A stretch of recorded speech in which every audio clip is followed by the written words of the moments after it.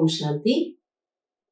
சிவனும் நானும் என்னும் நிகழ்ச்சிக்கு உங்களை வரவேற்கின்றோம். இன்று இந்த நிகழ்ச்சியின் மூலம் உங்களுடன் இணைவதில் மிகவும் மகிழ்ச்சி அடைகிறோம். இன்று நாம் சிவனுடைய வாய்மொழி, அதாவது அவரால் கூறப்பட்ட மகா வாக்கியங்களை சற்று பார்க்க இருக்கின்றோம். இன்றைய மகா வாக்கியம்: இனிமையான குழந்தைகளே, சதா இதை நினைவில் வைத்துக் கொள்ளுங்கள். அதாவது நான் அழிவற்ற ஆத்மா ஆவேன். நாம் இப்பொழுது பரமாத்ம தந்தையுடன் மேலே இருக்கும் உலகத்திற்கு செல்ல வேண்டும். பகவான் என்ன சொல்றாரு அப்படின்னா, நாம் எல்லோரும் இந்த அழியக்கூடிய சரீரத்தில் இருக்கக்கூடிய அழிவற்ற ஆத்மாக்கள். நாம இப்ப இருக்கக்கூடிய இந்த உலகம், இந்த பூமி, இது நம்முடைய கர்மக்ஷேத்திரம். அதாவது ஆத்மாவாகிய எனக்கு இந்த உடல் மூலமாக நான் சில காரியங்களை, சில கர்மங்களை செய்வதற்காக எனக்கு கிடைத்திருக்கக்கூடிய ஒரு இடம். ஆனால் ஆத்மாவாக நான் இருந்த இடம், அந்த உலகம்தான் பரம்தாமம், ஆத்ம உலகம். எனவே பகவான் என்ன சொல்றார் அப்படின்னா, இப்பொழுது நாம் எல்லோருமே அந்த வீட்டிற்கு, ஆத்ம உலகத்திற்கு திரும்ப வேண்டிய நேரம் ஆகும். இன்றைய மகா வாக்கியத்திலிருந்து எடுக்கப்பட்ட ஒரு கேள்வி: எந்த ஒரு உழைப்பானது குழந்தைகளாகிய நீங்கள் ஒவ்வொருவரும் அவசியம் செய்ய வேண்டும்? எந்த ஒரு உழைப்பானது குழந்தைகளாகிய நீங்கள் ஒவ்வொருவரும் அவசியம் செய்ய வேண்டும்? பகவான் சொல்றாரு, நாம எந்த ஒரு விஷயத்திற்காக கொஞ்சம் பிராக்டிஸ் பண்ணணும், பயிற்சி செய்யணும் அப்படிங்கிறது தான் இன்றைய கேள்வி. பதில்: பகவான் உங்களுக்கு என்ன ஒரு ஞானம் கொடுக்கின்றாரோ அதை நீங்கள் உள்ளத்தில் பதிய வைக்க வேண்டும். இப்படி இன்னைக்கு நாம இந்த மகா வாக்கியத்தை கேட்கிறோம். ஆக இது அவரால் கூறப்பட்ட ஞான முத்துக்கள், ஞான ரத்தினங்கள். ஆக இந்த ஞானத்தின் கருத்துக்களை நாம் உள்ளத்தில் பதிய வைக்க வேண்டும். எப்படி நம்ம ஒரு ஸ்கூலுக்கு போறோம், படிக்கிறோம் அப்படின்னா, அந்த பள்ளிக்கூடத்துல அந்த ஆசிரியர் நமக்கு ஏதோ ஒரு பாடத்தை கற்றுக் கொடுப்பார். அவங்க என்ன சொல்லி கொடுக்கிறாரோ அந்த நேரத்துல நம்ம அதை கேட்டுப்போம், அதை நம்ம நோட்ல எழுதிப்போம். மற்றும் வீட்டுக்கு வந்த பிறகு அவர் இன்னைக்கு என்ன அந்த டீச்சர் சொல்லி கொடுத்தாரோ அதை மீண்டும் நம்ம படிச்சு பார்க்கிறோம். அதை மீண்டும் நம்ம படித்து அதுல என்ன சொல்லி கொடுத்திருக்கிறாரு அப்படிங்கிறதுக்கு புரிஞ்சுக்கிறதுக்கு முயற்சி செய்யறோம். புரியலைன்னா என்ன பண்ணுவோம், அடுத்த நாள் மீண்டும் அந்த டீச்சர்கிட்ட போயிட்டு, டீச்சர் எனக்கு இது புரியல, நீங்க கொஞ்சம் சொல்லி கொடுங்க அப்படின்னு சொல்றோம் இல்லைங்களா? அது போல பரமாத்ம தந்தை கூட ஒரு ஆசிரியனுடைய ரூபத்துல நமக்கு இவ்வளவு நல்ல விஷயங்கள், நம்முடைய வாழ்க்கைக்கு தேவையான விஷயங்களை தினமும் ஞான மொழியாக, மகா வாக்கியங்களாக சொல்லி கொடுக்கிறார். அதனால நம்ம தினமும் படிக்கிறோம். அதுல ஏதாவது புரியலைன்னா நம்ம பகவான் கிட்ட அதை சொல்றோம். உள்ளுக்குள் இந்த ஞானத்தை சிந்தனை செய்து அதை ஜீரணம் செய்யுங்கள். அதன் மூலம் உங்களுக்கு சக்தி கிடைக்கும். பரமாத்மா என்ன சொல்றாருன்னா, எப்படி நம்ம இந்த உடம்புக்கு சாப்பாடு கொடுக்கிறோம், 3 வேளை அதற்கு நம்ம தவறாம உணவு கொடுக்கணும். அந்த உணவுல இருக்கக்கூடிய ஊட்டச்சத்து இந்த சரீரத்திற்கு சக்தியாக மாறுகிறது. ஆனா அது எப்படி மாறுது? அந்த உணவு வயிற்றில் செரிக்கப்படுகிறது. அது ஜீரணம் ஆகும் பொழுது அந்த உணவுல இருக்கக்கூடிய அந்த பொருட்கள், சத்துக்கள் உடலுக்கு அனுப்பப்படுகிறது. ஒருவேளை அந்த உணவு ஜீரணம் ஆகலைன்னா நமக்கு உடம்புல ஏதோ ப்ராப்ளம் வந்துடுது, வாமிட் வந்துடும், தலை சுத்தும், ஏதோ ஒரு மாதிரி இருக்கு அப்படின்னு சொல்லுவோம். ஆக அந்த உணவு அப்படியே உணவாக வயிற்றுல இருக்கிறது இல்ல, அது ஜீரணம் செய்யப்பட்டு பிரிக்கப்படுகிறது. அப்போதான் அதுல இருந்து சத்து கிடைக்குது. அதே போல பரமாத்மா அப்ப நமக்கு என்ன சொல்றாரு அப்படின்னா, நான் என்ன ஞானம் கொடுக்கிறேனோ அதை நீங்க கொஞ்சம் சிந்தனை செய்து பாருங்க. எப்படி இந்த வயிறு இந்த சாப்பாடை ஜீரணம் செய்யுதோ, அது போல நம்முடைய புத்தி அதுதான் நமக்கு கொடுக்கப்பட்ட அந்த ஞானம் அதை சிந்தனை செய்து பார்க்கிறது. எப்ப புத்தி அதை சிந்தனை செய்து பார்க்குதோ அதுல இருந்து நல்ல நல்ல கருத்துக்கள், நல்ல நல்ல விஷயங்கள் நமக்கு புரிய ஆரம்பிக்குது. அதுதான் ஜீரணம் செய்யறது. புரிய ஆரம்பிக்கும் போது ஓஹோ நாம இதுதான் செய்யணும், இல்ல இப்படி செய்யக்கூடாது, இத நம்ம இப்படி அணுகணும் அப்படின்னு நமக்கு சில பல தெளிவு கிடைக்கிறது. எனவே பகவான் சொல்றாரு, நான் சொல்லக்கூடிய ஞானத்தை கொஞ்சம் சிந்தனை, மீண்டும் அதை மனதில் சிந்திக்கக்கூடிய பயிற்சி உங்களுக்கு அவசியம் இருக்க வேண்டும். அதனால பொதுவா நம்ம என்ன செய்வோம்னா, இது போன்ற மகா வாக்கியங்களை கேட்கும் பொழுது அதுல இருக்கக்கூடிய முக்கியமான கருத்துக்களை ஒரு நோட் புக்ல குறிப்பாக எடுத்து வைத்துப்போம். அந்த குறிப்பெடுத்து வைக்கும் பொழுது இன்றைய தேதியில இன்றைய இந்த ஒரு ஞான கருத்து எனக்கு மிகவும் பிடித்தமாக இருந்தது, இது எனக்கு ரொம்ப யூஸ்ஃபுல்லா இருந்தது, இதுதான் என்னுடைய ப்ராப்ளம்க்கு கடவுள் கொடுக்கக்கூடிய ஒரு நிவாரணம் அப்படின்னு நமக்கு தினசரி இந்த மகா வாக்கியத்தின் மூலமாக ஒரு நிவாரணம், ஒரு தெளிவு கிடைக்கும். எனவே ஒரு நோட் புக்ல நம்ம இந்த கருத்துக்களை குறிப்பெடுத்து வச்சுக்கிட்டோம்னா அது இன்னுமே உதவியாக இருக்கும்.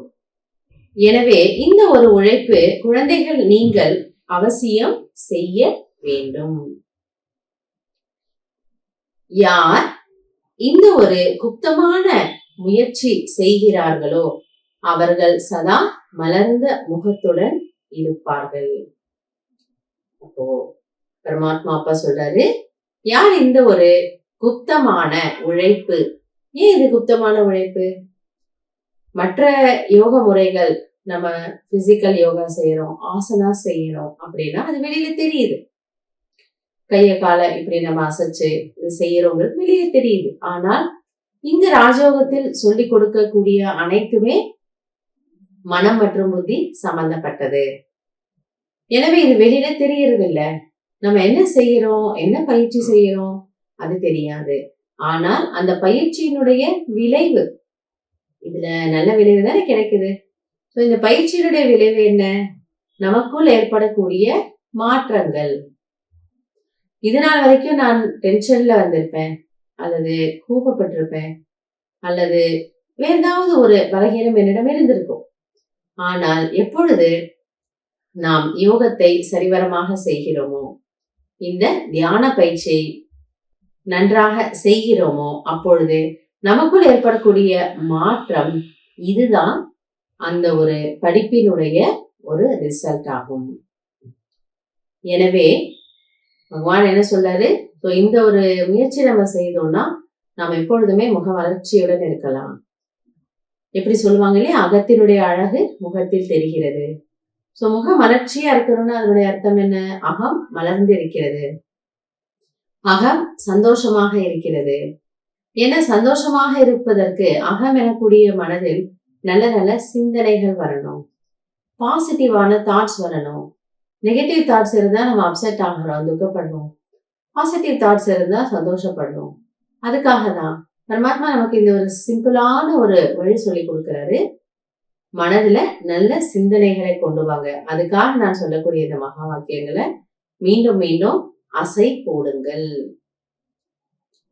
அவர்களுக்கு எனக்கு யார் பாடம் கற்றுக் கொடுப்பது என்ற இந்த ஒரு குஷி இருக்கின்றது.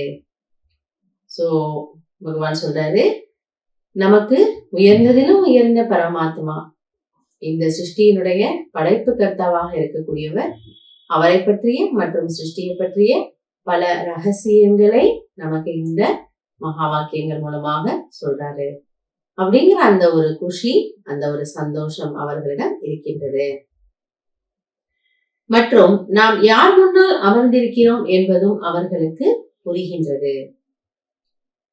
ஆக யார் முன்னால அமர்ந்திருக்கிறோம் அப்படின்னா, இப்படி நம்ம ஒரு பெரிய யூனிவர்சிட்டி, உதாரணத்துக்கு ஒரு IIT-ல போய் உட்கார்ந்து படிக்கிறோம்.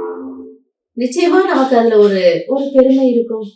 ஆஹா, நான் IIT-ல போய் படிக்கிறேன், அதுலயும் அங்க இருக்கக்கூடிய நம்பர் 1 கோர்ஸ்ல படிக்கிறோம், இன்னும் சந்தோஷமா இருக்கும். அதுலயும் என்னுடைய அந்த ப்ரொஃபசர் உலகத்திலே நம்பர் 1 ப்ரொஃபசர் அந்த சப்ஜெக்ட்ல, ஸோ அவருடைய ஸ்டூடெண்ட் அப்படின்னு சொல்லிக்கிறதுக்கு நம்ம இன்னும் குஷியா இருக்கும். இன்னும் யாரை பார்த்தாலும் நம்ம சொல்லிப்போம், என்னோட ப்ரொஃபசர் இவர் தான், அவர் இப்படி ஒரு நிறைய அவார்டு வாங்கியிருக்கிறார், இப்படி ரிசர்ச் பண்ணியிருக்கிறார், இவ்வளவு பெரிய சயின்டிஸ்ட் அவரு, ஏதோ ஒன்று சொல்லுவோம் இல்லைங்களா? அதே போல நம்ம யார்கிட்ட படிச்சுட்டு இருக்கிறோம், இந்த விஷயங்களை நமக்கு சொல்றது யாரு? பரமாத்மா. எனவே அந்த ஒரு குஷியும் இருக்கும். ஆக இன்றைய கேள்விக்கான பதில், நம்ம என்ன உழைப்பு செய்யணும் அப்படின்னா, எதற்காக முயற்சி செய்யணும்னா, கேட்கக்கூடிய விஷயங்களை சிந்தனை செய்து மனதை எப்பொழுதும் பாசிட்டிவாக வைத்துக் கொள்ள வேண்டும். அப்ப நம்ம ரொம்ப ரொம்ப சந்தோஷமா இருக்கிறோம். அந்த ஒரு குஷி நம்முடைய முகத்தில் மற்றவர்களுக்கு தெரிகிறது. ஓம் சாந்தி. ஓம் சாந்தி என்று யார் சொல்லியது? 2 முறை ஓம் சாந்தி என்று சொல்லப்படுகிறது. 2 முறை சொல்வது யார்? ஒன்று சிவ தந்தை பரம் ஆத்மா, மற்றொருவர் இந்த பிரம்மா பாபா. அதாவது சிவனுடைய மகா வாக்கியம் யார் மூலமாக சொல்லப்படுகிறது? பிரம்மாவின் மூலமாக சொல்லப்படுகிறது. அதனாலதான் என்ன சொல்லுவாங்கன்னா, பிரம்மாவின் மூலமாக படைப்பு அப்படிங்கிறாங்க. ஆக இந்த சிவதந்தையும் ஒரு முறை ஓம் சாந்தி சொல்றாரு, மற்றொரு முறை பிரம்மாவம் ஓம் சாந்தி அப்படின்னு சொல்றாங்க. இருவரும் இப்பொழுது இணைந்து இருக்கிறார்கள். இதில் முதலில் ஓம் சாந்தி என்று சொன்னது யார்? முதலில் சிவ பரமாத்மா ஓம் சாந்தி என்று சொல்கின்றார். அதாவது நான் சாந்தியின் கடலாக இருக்கின்றேன். முதல்ல நமக்கு சொல்றது யாரு? பரமாத்மா. எதற்காக பரமாத்மா இந்த ஒரு ஓம் சாந்தி எனக்கூடிய மகா மந்திரத்தை நமக்கு சொல்லிக் கொடுக்கிறாரு? பிரம்மா குமாரிகள் இருக்கக்கூடியவர்கள் எல்லோருமே இந்த 2 வார்த்தைகளை அடிக்கடி நாம உபயோகிப்போம். எப்படி நம்ம யாரையாவது புதுசா பார்த்தோம்னா, hello, hi, good morning, good afternoon, ஏதோ ஒரு வாழ்த்து ஒண்ணு சொல்லுவேன் இல்லையா? அதே போல இங்க பரமாத்மா நமக்கு என்ன சொல்லி கொடுக்கிறாருன்னா, இந்த ஓம் சாந்தி என்பது ஒரு மிகப்பெரிய மகா மந்திரம். ஆக இதனுடைய அர்த்தம் என்ன? சாந்தி என்றால் அமைதி, அது நமக்கு தெரியுது. ஓம் என்றால் நான் ஒரு ஆத்மா. ஆக ஓம் சாந்தி அப்படின்னா நான் ஒரு அமைதியான ஆத்மா, நான் சாந்தி நிறைந்த ஆத்மா. அதாவது ஆத்மாவாகிய என்னுடைய இயல்பான குணம் சுய தர்மம் சாந்தியாகும்.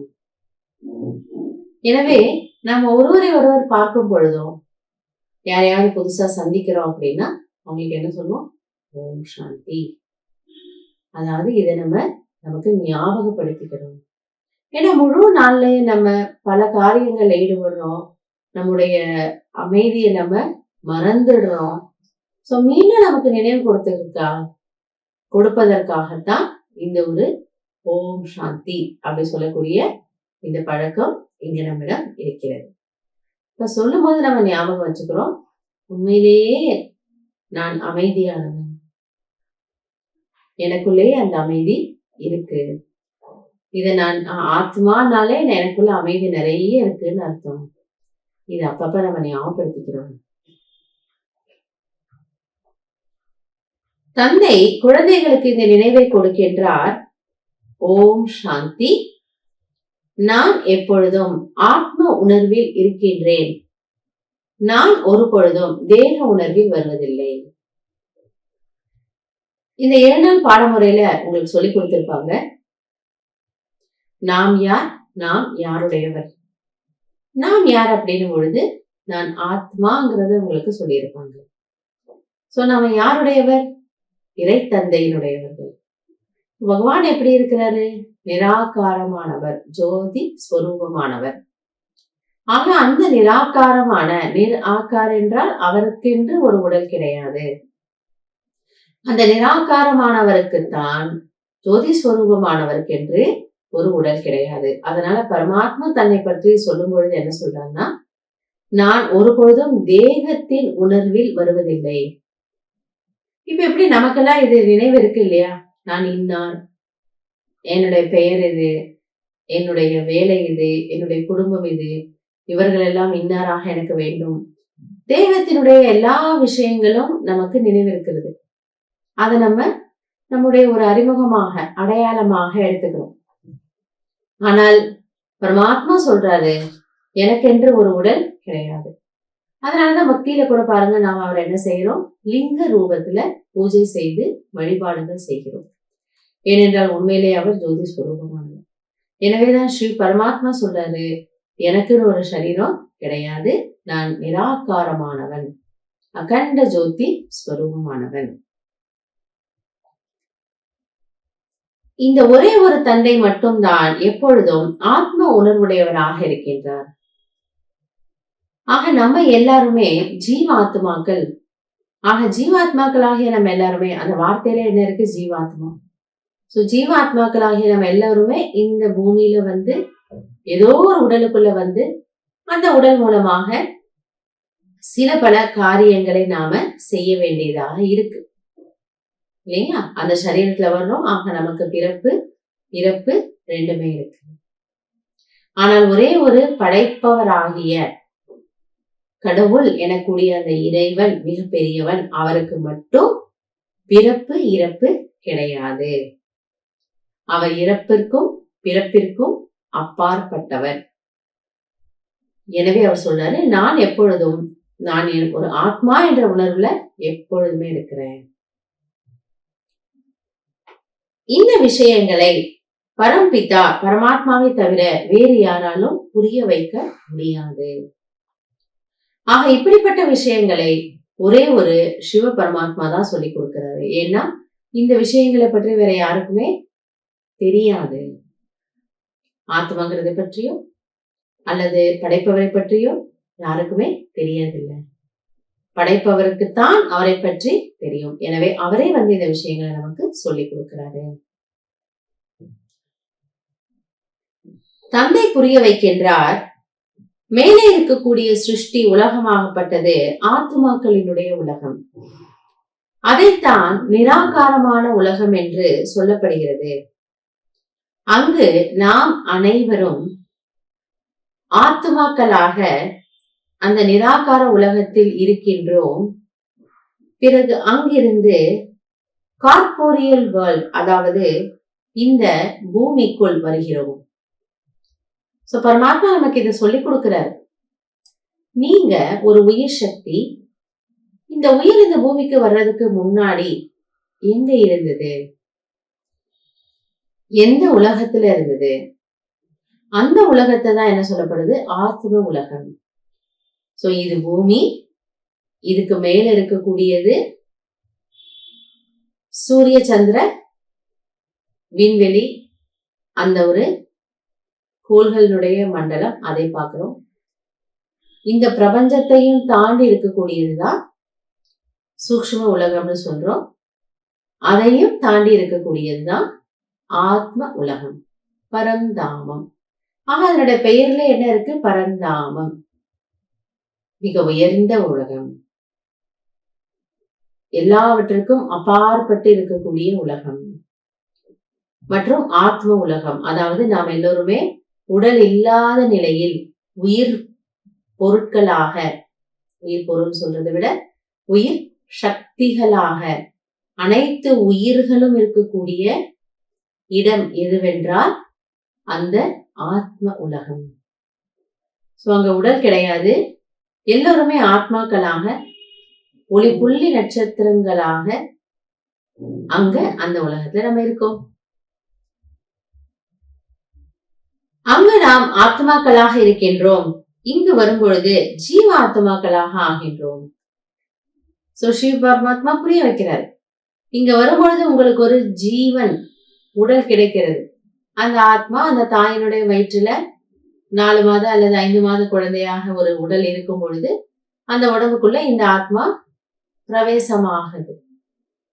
எனவே அது அந்த ஜீவனை, அந்த உடலை தன்னுடைய ஆடையாக எடுத்துக்கொள்கிறது. எனவே அதுக்கு என்ன பெயர் வைக்கிறாங்க? ஜீவாத்மா. ஜீவ பிளஸ் ஆத்மா, உடல் பிளஸ் ஆத்மா. அது இந்த உலகத்துல. இந்த விஷயங்கள் உங்களுடைய புத்தியில் இருக்க வேண்டும். பரமாத்மா புரிய வைக்கிறாரு. இந்த விஷயங்கள் நீங்க புரிஞ்சுக்கணும். இன்னைக்கு பரமாத்மா என்ன சொல்லி கொடுக்கிறாரு? நாம வசிக்கக்கூடிய இடம் அந்த உலகம். அங்கிருந்து நாம கீழே வர்றோம். இங்க நமக்கு ஒரு உடல் கிடைக்குது. எனவே இங்க பிறப்பிறப்பு சக்கரத்துல நாம வர்றோம். நல்லது.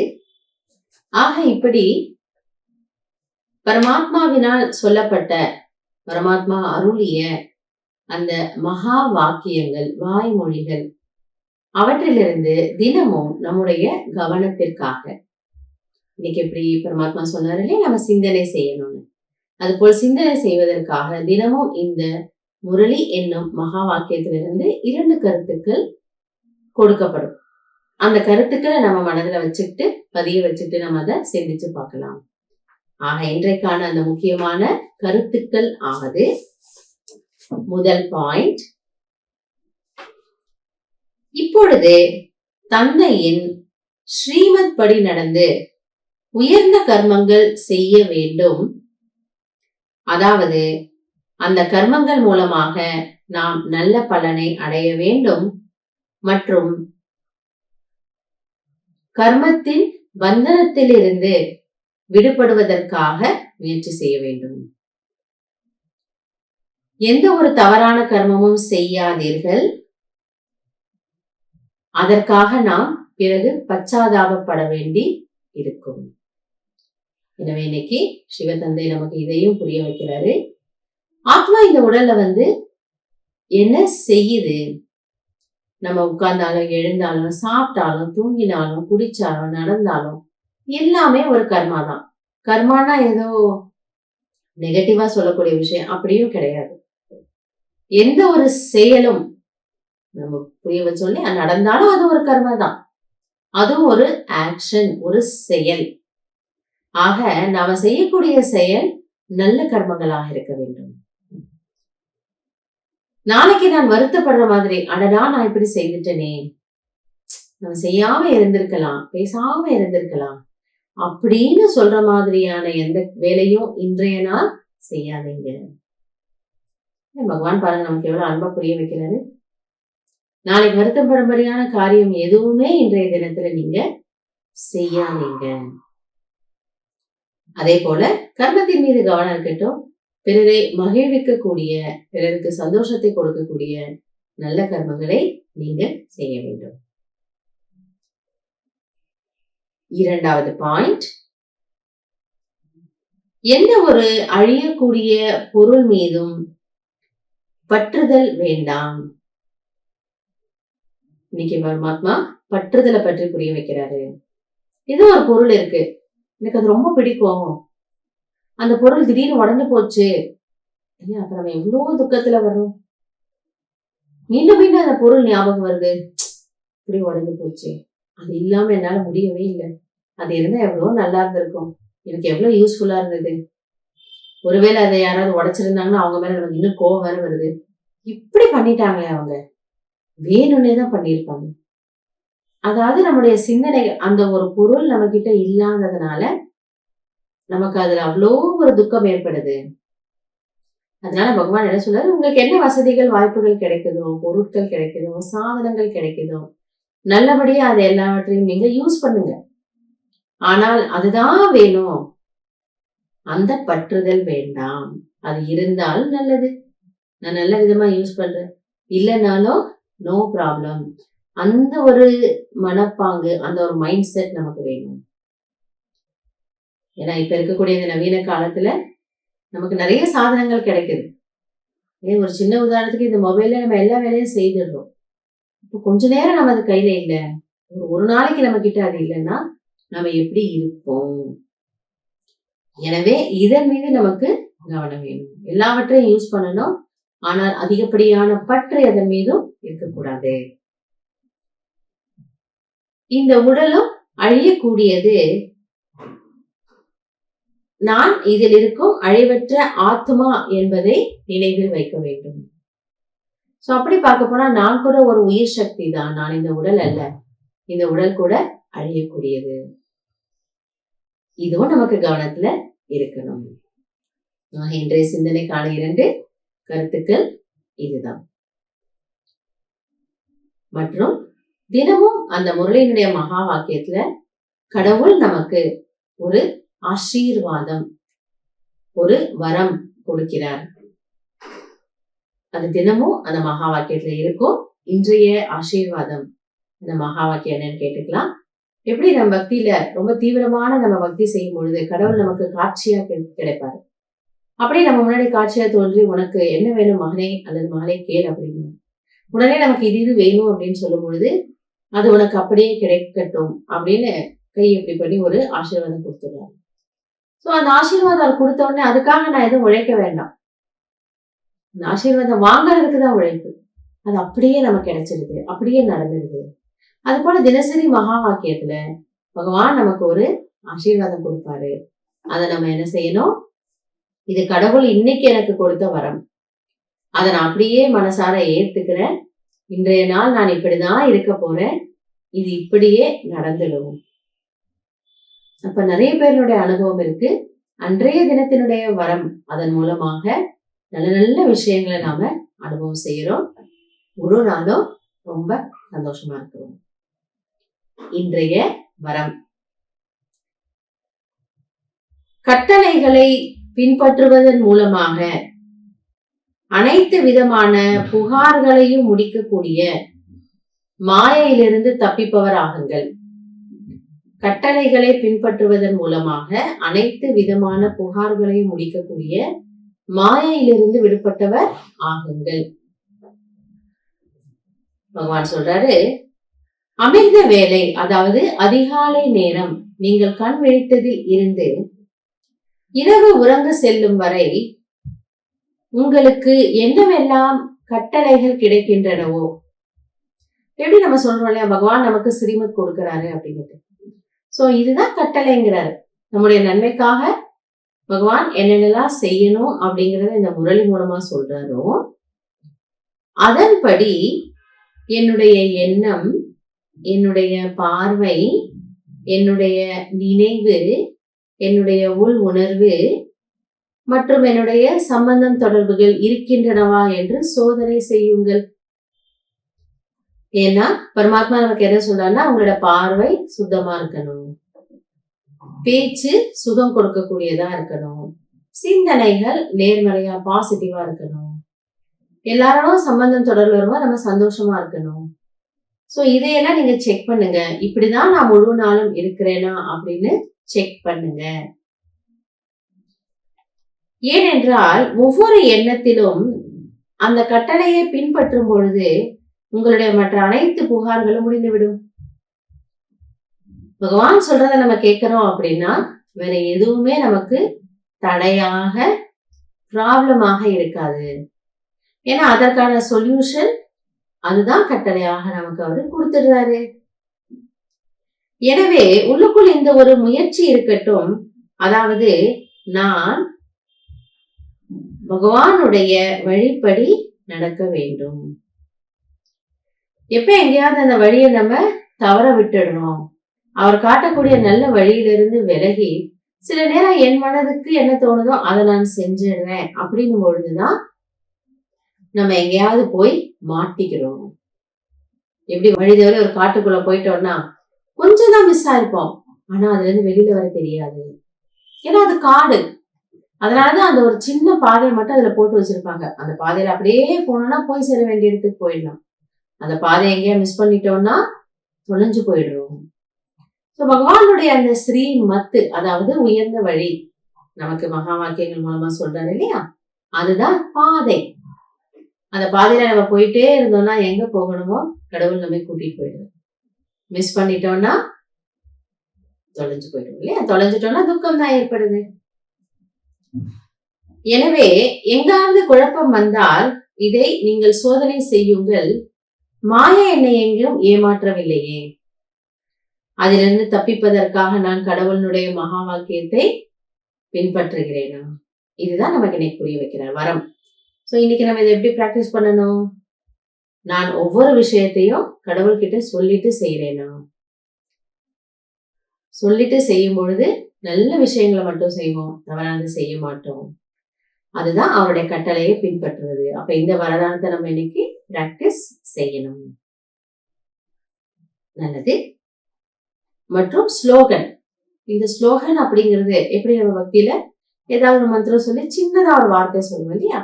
அது போல தினமும் முரளி மகா வாக்கியத்துல ஸ்லோகன் ஒரு வரியினுடைய சின்ன ஒரு கருத்து இருக்கும். அதுவும் நமக்கு மனசுக்கு இதமா இருக்கும். இன்றைய ஸ்லோகன் என்னவென்றால், தன்னுடைய சூக்ஷ்ம குறைகளை சோதித்து அதை நீக்கி விடுவதுதான் சுய சிந்தனையாகும். எப்படி செல்ஃப் திங்கிங் அப்படின்னு சொல்லுவாங்க இல்லையா? செல்ஃப் கேர் அப்படின்லாம் சொல்லுவாங்க. சுயத்தை பாதுகாப்பது, சுயத்தின் நலத்தை பேணுவது. அதனுடைய அர்த்தம் என்னன்னு பரமாத்மா நமக்கு புரிய வைக்கிறாரு. எனக்குள்ள என்ன பலகீனம் இருக்கு அப்படிங்கறத நம்ம செக் பண்றோம். சோ அந்த பலகீனத்தை நாம தியானத்தின் மூலமாக சரி செய்துக்கிறோம். நான் ரொம்ப இரிட்டேஷன்ல வருவேன், சரி செய்துக்கிறோம். எங்கேயோ மறந்துடுறேன், சரி செய்துக்கிறோம். சோ இதுதான் நீங்க உங்க மேல காட்டக்கூடிய உண்மையான கேர், உண்மையான அன்பு மற்றும் பாதுகாப்பு. எனவே இதுதான் இன்னைக்கு நமக்கு பரமாத்மா சொல்லக்கூடிய விஷயங்கள். இது போன்ற அந்த முரளி மகா வாக்கியத்தினுடைய இறுதியில பகவான் நமக்கு அந்த ஒரு நமஸ்தே சொல்லுவார். டீச்சர் வந்தோடனே குட் மார்னிங் சொல்லிட்டு கிளாஸ் முடிப்பார் இல்லையா? அது போல பகவான் நமக்கு நமஸ்தே சொல்லுவார். அதையும் தெரிந்து கொள்ளலாம்.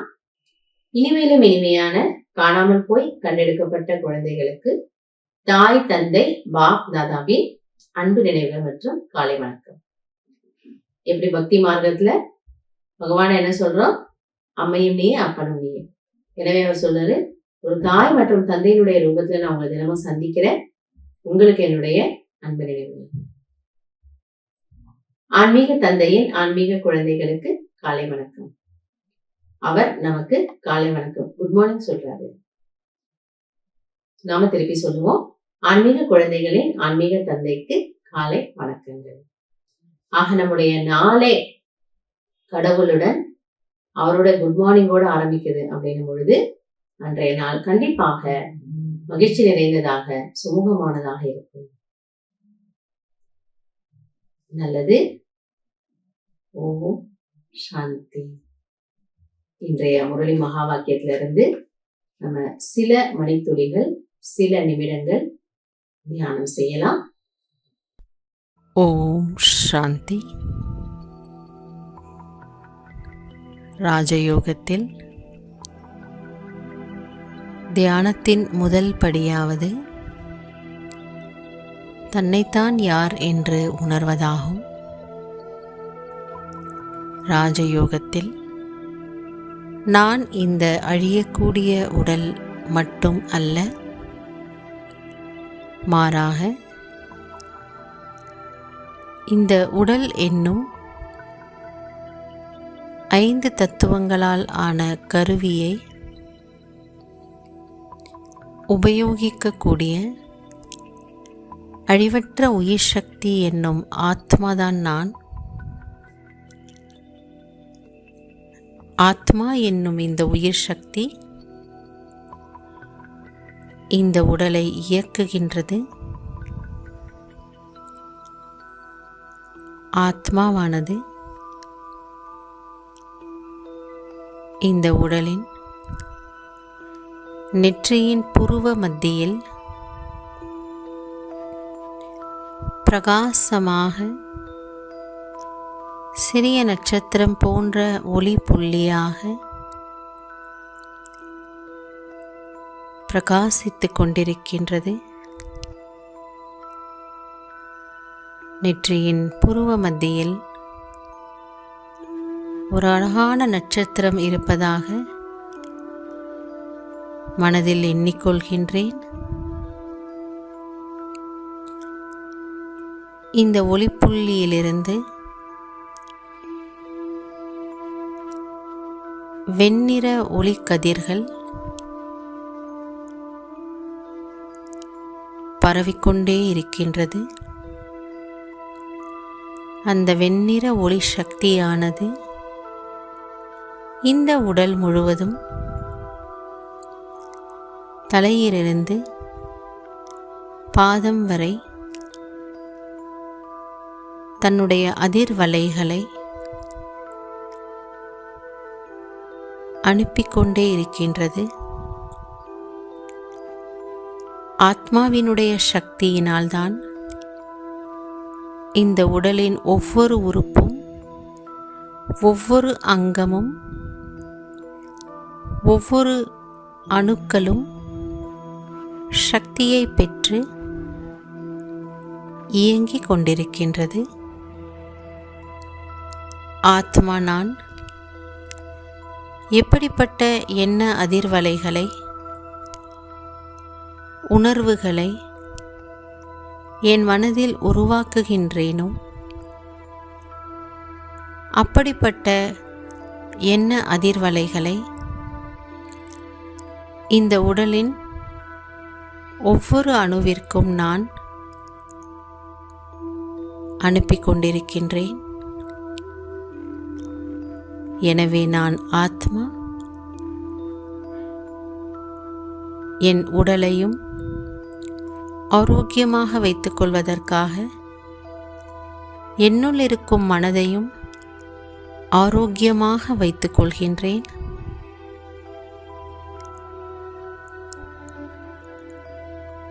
அதைத் தொடர்ந்து இதே எண்ண அதிர்வலைகள்தான் என்னை சுற்றிலும் இருக்கக்கூடிய வாயுமண்டலத்தை, சூழ்நிலையை உருவாக்குகின்றது. எனவே என்னை சுற்றி இருக்கக்கூடிய சூழ்நிலை நேர்மறையாக இருக்க வேண்டும் என்ற நல் விருப்பத்தை நான் வைக்கின்றேன்.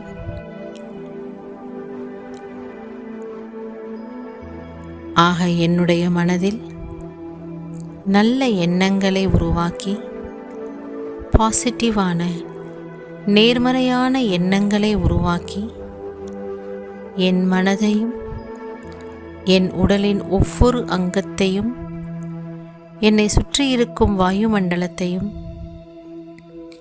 நேர்மறையாக நான் வைத்துக் கொள்கின்றேன். மனதில் நேர்மறையான எண்ணங்கள் உருவாகுவதற்காக மனம் சக்திசாலியாக இருக்க வேண்டும். அந்த சக்தியை இறைவனிடமிருந்து பெறுவதுதான் ராஜயோக தியானமாகும். இறைவன் சர்வ சக்திவான், எல்லாம் வல்லவராக இருக்கின்றார். இறைவன் என்னும் அந்த பரம்பொருள், பரமசக்தி,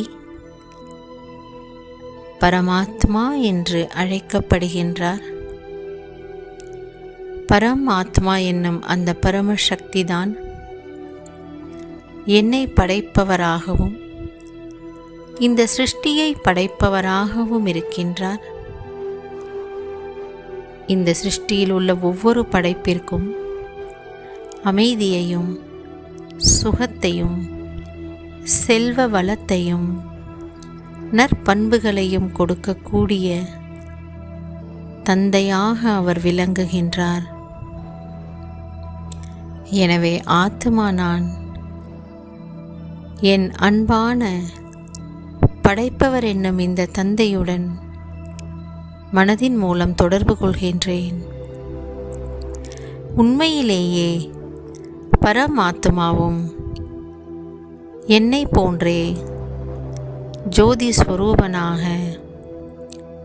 திவ்ய புள்ளியாக இருக்கின்றார்.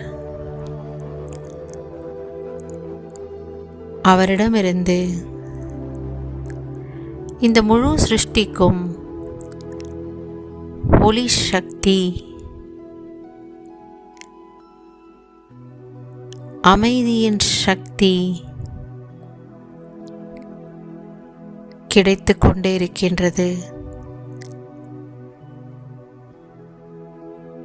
பரமாத்மாவை அன்பே சிவம் என்று அன்பின் வடிவமாகவும்,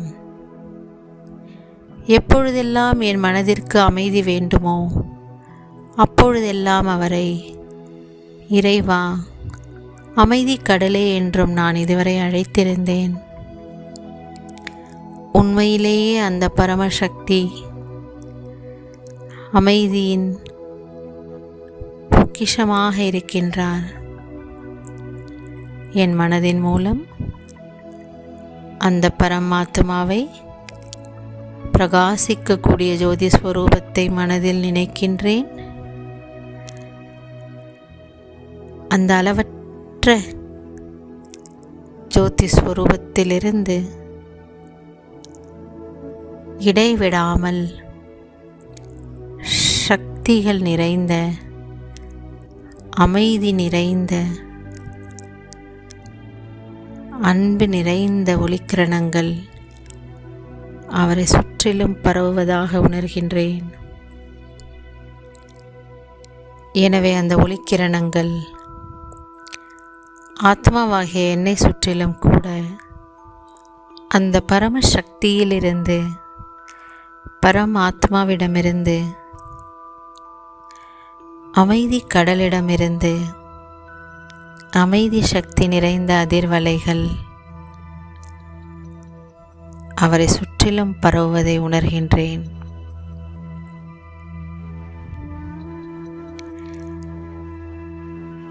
என் மனம் அவரிடம் ஈடுபட்டிருப்பதால் பரமாத்மா இந்த ஆத்மாவிற்கும் அந்த அமைதியின் அதிர்வலைகளை கொடுக்கின்றார். ஒளிப்புள்ளியாகிய என்னை சுற்றிலும் கூட அமைதி சக்தி நிறைந்த அதிர்வலைகள் ஒளி வெள்ளமாக பரவுகின்றது. நான் ஆத்மா அந்த ஒளி வெள்ளத்தில் மூழ்குகின்றேன். எனக்குள் ஒரு ஆழ்ந்த அமைதியை அனுபவம் செய்கின்றேன். என்னுள் இருக்கும் அந்த அமைதி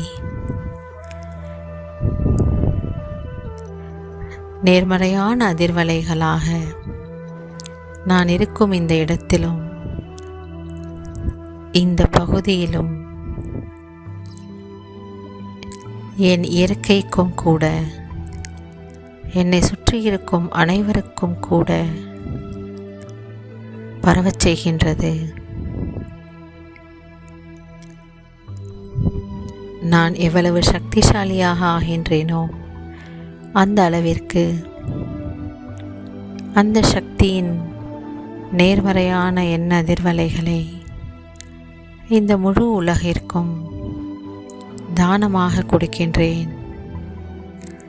என்னை சுற்றி இருக்கும் உலகம் இப்பொழுது சாந்தி நிறைந்ததாக, நேர்மறையானதாக, மகிழ்ச்சி நிறைந்ததாக ஆகிவிட்டது.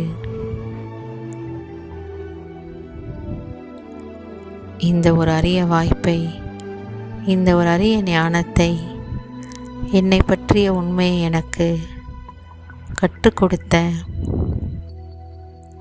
பரம்பிதா எல்லாம் வல்ல இறைவனுக்கு மனதார நான் என் நன்றிகளை தெரிவித்துக் கொள்கின்றேன். ஓம் சாந்தி. ஓம் சாந்தி. நாம் இப்பொழுது பரமாத்மா தந்தையுடன் மேலே இருக்கக்கூடிய உலகம், அதாவது பரந்தாமத்திற்கு போனோம். தனக்குள்ள இந்த ஞானத்தை சிந்தனை செய்து அதை ஜீரணம் செய்யணும். அதனால் நமக்கு சக்தி கிடைக்குது. ஆத்மாவாகிய நம்முடைய இயல்பான குணம் சுய தர்மம், அமைதி. இப்பொழுது தந்தை சிவனுடைய ஸ்ரீமத் படி நடந்து உயர்ந்த கர்மங்களை செய்யணும். இந்த உடல் அழியக்கூடியது. நான் இந்த உடலில் இருக்கக்கூடிய அழிவற்ற ஆத்மா அப்படின்றத புரிஞ்சுக்கணும். ஓம் சாந்தி.